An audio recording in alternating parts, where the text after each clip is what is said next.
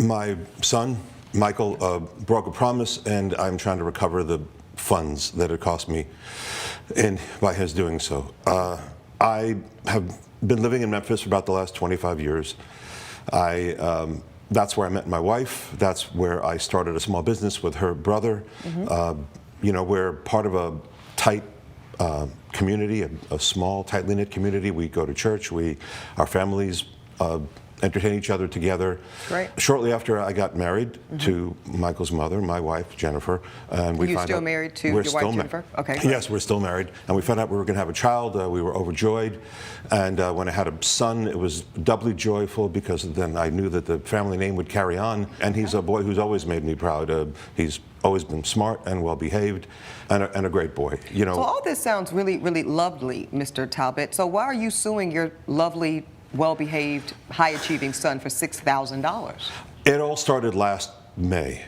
Michael one day asked if he could have his friend Kevin stay over. It was a Saturday night. How old is Michael? Michael, how old are you? I'm 18 now. I was 17 at the time. Okay, so were you a senior in high school at the time? Yes, I was a senior in high school. Okay, thank you, sir. Go ahead, sir. His friend Kevin, who was a couple of years older, but I'd met Kevin, certainly seemed like a nice kid, a nice boy. I thought, Michael had some trouble over the years in school, especially when he was younger. He would occasionally get in trouble or get into fights, and I thought maybe this Kevin could be a good influence. So maybe like a big brother type of mentor could be a positive thing. Yes. That was the thinking. I was certainly hoping that, yes, okay. Exactly. So I put out the air mattress in Michael's room so that Kevin could stay on the floor. I heard noises, late into the night, figuring, they're boys, they're roughhousing or they're reading comics or whatever they're doing, and I knew they stayed up late, but it was a Saturday night, so what difference does it make? I went in there Sunday morning to tell them that breakfast was ready and, Michael had to start getting ready for church, and I found them kissing. They were not kissing, fooling around, roughhousing. They were kissing the way a man and a woman kiss. Well, let's rephrase that in this courtroom. They were kissing romantically. Yes, they were definitely kissing romantically. I was shocked. I didn't know what to say or how to respond. So I just pulled it together enough to ask Kevin to leave and to tell Michael that we had to get ready for church, and that's what we did. Did you address the situation at all? I did not. I did not know what to say. I didn't want to say the wrong thing. I didn't want to blow up. I didn't want to say something I was going to regret, so I didn't say anything. Did you tell your wife? No. So it was very uncomfortable at church because I couldn't really look at Michael, and I couldn't speak to him, and I didn't want to say anything to Jennifer, so I just sat there, and I'm afraid I kind of sat there all day. But by the next morning, I figured out what I wanted to say, and I texted him. I have copies of... Proffer that evidence to my bailiff here, sir, so I can take a look and see exactly what you said to young Michael at that time. Michael, I am so disappointed in your behavior. You cannot kiss another man, especially in my house. If you want to live a homosexual lifestyle, you'll need to move out. This behavior is unacceptable within our family and friend circle in Memphis. I see Michael responds. He says, Dad, I'm so sorry. I never meant to hurt you. I don't want to move out. I want to be with you, and Mom, I'll do whatever you need me to do. You respond to your only child, your son, and you say, okay, son, let's fix it so it doesn't happen again. Yes, and I do want to be clear about something. I love Michael, and when I threatened him with expulsion from the house, it was just that. It was a threat. It was a bluff. It was. I was trying to shock him. I did want to get a strong reaction because I wanted him to know. So what was his reaction? He really took the initiative. He spent the next few days looking into what he could do, and he found a conversion therapy program. I was not all that familiar with this, but he found it, and he asked if he could go. That is the next I see this. Dad, I found a conversion therapy program online. It's for 3 months, and I'll need to go every weekday from 8 to 5 p.m. for June, July, and August. So this is 3 months. If I go, can I continue living here? Essentially, your son's begging you for any way to stay with his family. Absolutely. There are so many things upsetting about this. I just want to say being gay is not something that is to fix. It's not a fault in his morals. It is simply just him being human. So the idea of conversion therapy is actually insane. I've known someone personally whose parents sent him to conversion therapy. Newsflash, it didn't work. If anything, it just made him resent his family even more and caused trauma in his life. So it breaks my heart to see this kid grasping at straws to try and not be kicked out of his house. Now, of course, it may be shocking as a parent to find out that the person spending the night in your kid's room is actually more than friends. That's never something you want your kids to be doing under your roof, but that's where you just set boundaries up. I mean, you wouldn't let your teenage daughter sleep over with her boyfriend in her room. The same rules should apply to this, obviously. But for the father to threaten to kick his son out when he's 17 years old, without even having a simple discussion about it, without even hearing what his son has to say, not even talking to his own wife about it, I think the father massively jumped the gun. So you say, what's the website? I'll look into it, yada, yada, yada. Well, not yada yada. No, this is yada, yada, sir. in I my said, I'm courtroom. happy you're taking steps to make progress. Yeah, under duress, under the not at all veiled threat of being kicked out of your own home, you think that's initiative? If I may, Your Honor, most of our communication after him seeing us kiss was very much centered around this, and I felt very stressed out during this time period. And I mean, I was threatening to be kicked out of the house. And did you take that seriously, sir? Did you really think your father and your mother would throw you out into the streets? We come from a pretty conservative family background. We go to church every week. Our community in Memphis is very church-centered. It's very conservative, so I did take it very seriously that I could end up on the streets if I did not fix my situation. I think, but if you look at how my... Mr. Talbot, I'm actually speaking with your son. Go ahead, sir. I felt as if I did not do this, I would be kicked out and live on the streets. And let me tell you why that is not in any way, young man, an overreaction on your part. And I don't want you to feel an ounce of shame as to believing what your father directly told you. Because in this country, every day, there is a youth who identifies with some aspect of the LGBTQ plus community that is living on the streets.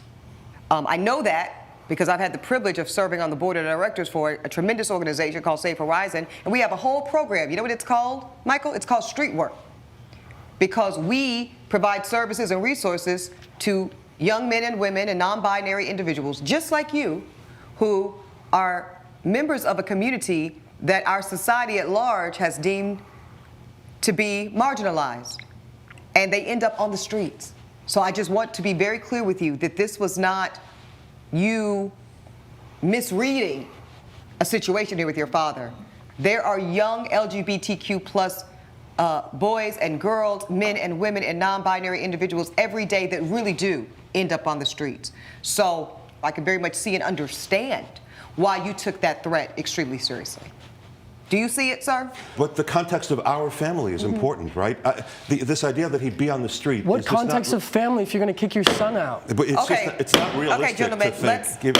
let's before I go further with this part of it, I do want to get to the $6,000. What is $6,000 even for, Mr. Talbot? Okay, like I said, Michael found this place. I see this, and he I asked see to the go. So website. I looked into it. I spoke to the director of the program, a guy named Matthew, a gentleman named Matthew, and it had some good reviews online. They had a 3-month program where he could go. So and that's when. So I wrote back and I said I looked into conversion therapy. I like the director's philosophy and how no one about how no one is born. Don't rush through that part. Read that part slowly aloud, sir. I like the what? I like the director's philosophy about how no one is born homosexual. It's behavioral and it can be fixed. Are you sure you want to do what it takes? The program is $6,000. And then what did your son tell you? I'm scared to go, but I don't want to lose you and Mom. I will go. Say it again, sir. I'm scared to go, but I don't want to lose you and Mom. I will go. Michael has always embraced courage. No. You know, there's been other times in his life when he's been... No, sir, I'm not going to let you gaslight me in this courtroom. Now, you've gaslit this young man for far too long, and sadly, he's not empowered enough because he is still a youth and he's still your son, but you're not going to gaslight me, sir. That's not courage you see in your son's response to you, Mr. Talbot. That is fear. He's terrified of you. and the consequence of not being a part of this family, that's why he says he will go. Let's get to this next message. At some point, I suppose, Michael, you had started the program, and this is all online? No, this is in person. This is in person. In person, weekdays 8 to 5, June 1st through August 31st. Okay, so you packed your belongings, Michael, you're telling me, and you physically went to this conversion therapy program. Yes, during the day, yes. I would come home. Oh, during the day, so it's not Yeah. residential. Yes, but not still, residential. What was that experience like? The majority of the day, they are verbally harassing you. They are calling you names. I remember on the first day, the director, Matthew, who my dad chalked up to be a great guy, said I was cursed, said that I was going to hell, and called all of us there monsters, that we were unworthy, and that we needed the program to fix ourselves. Oh my God. I really, Michael, I need to get close to you right now because I need you to understand. If you're willing, please give me your hands. Young man, you are not cursed. You are as loved and as worthy, Michael, as your father, your mother, and everyone else who gets the privilege to reside on this earth, young man. And I don't care what your daddy says. I don't care what this Matthew guy says. I don't care what some stupid conversion therapy says, which is nothing but a bunch of hoopla and a scam and a money grab for young, vulnerable men like yourself. I see you. You are valuable. And Michael, you are perfect. You are perfect in the eyes of God. Thank you.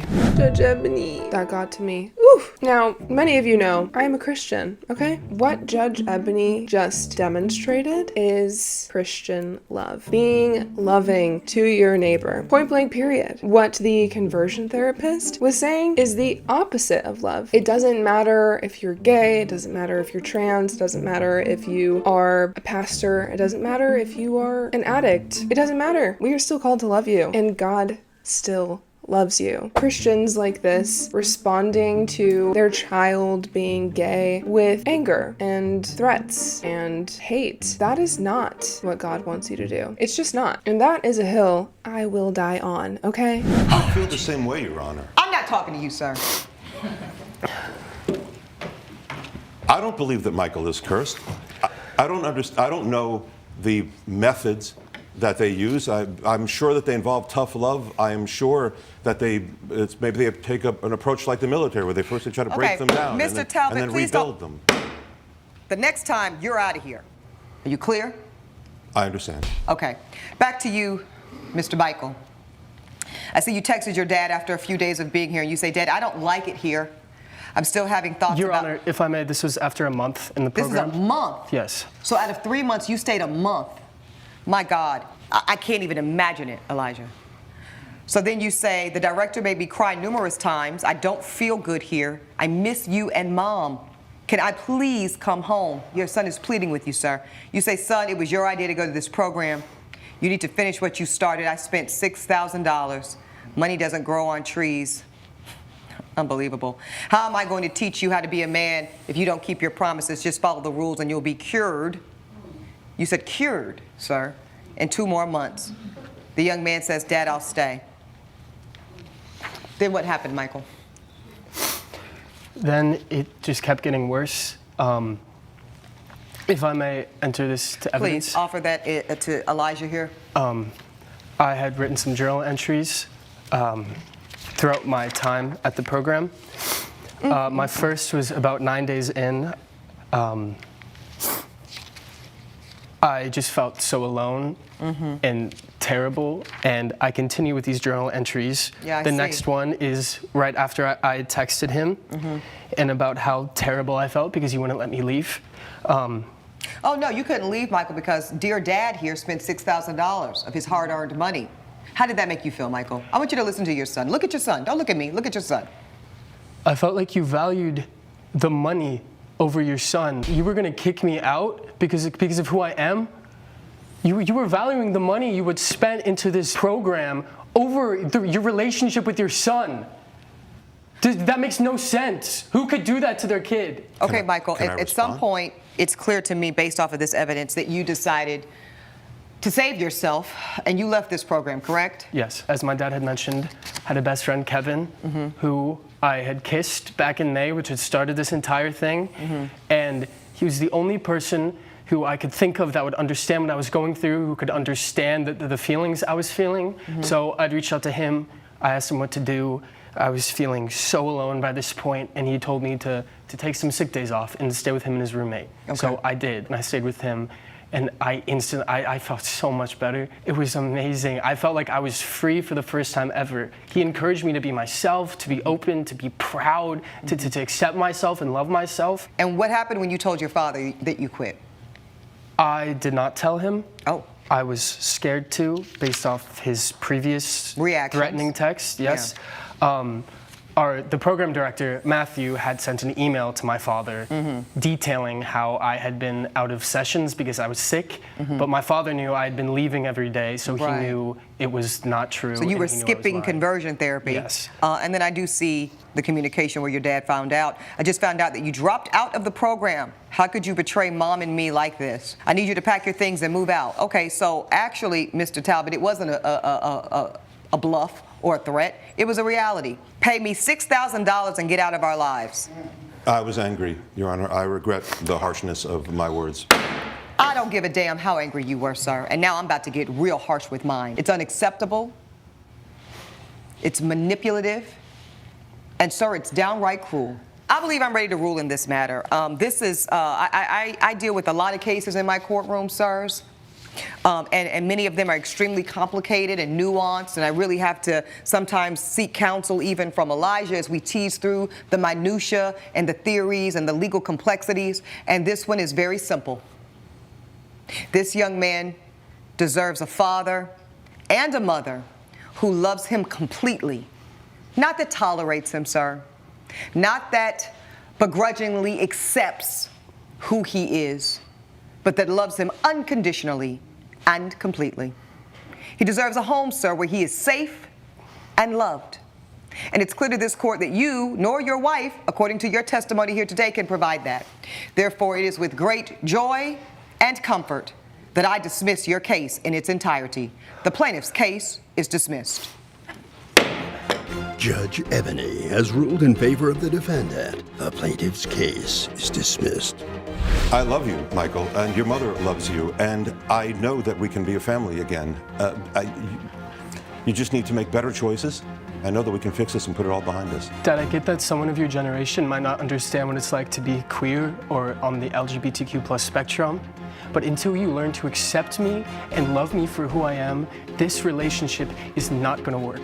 I think Judge Ebony handled this case perfectly. It's true. Your kid is your child. Regardless of the choices they make, you are obligated as a parent to provide a caring, loving household for them and to love them unconditionally. But this father wasn't being unconditional with his love. It was very conditional. The text that he sent that really bothered me was when he found out his son dropped out of the program, and he said, "How could you betray me and your mom like this?" Sir, how could you betray your own son like this? Instead of meeting him with love, meeting him where he's at, treating him like a human being, you shipped him off to some camp to fix him when your sexuality isn't something you can fix. Regardless of if you think homosexuality is a sin, we're all imperfect humans. That is just a fact of being a human. So because his sin is deemed as the worst of the worst you could possibly be, they are suddenly treating him differently, meanwhile completely disregarding their own sin and their own faults in their life, which they fully expect everyone else to accept them for and to still love them unconditionally, right? But I'm really curious to know your thoughts on this case. Do you think the dad should have gotten the money back? Do you think it was right to send him to conversion therapy camp? How do you think Judge Ebony handled this case? I really want to know your thoughts in the comments down below. Leave a like and follow, and I will see you guys next time.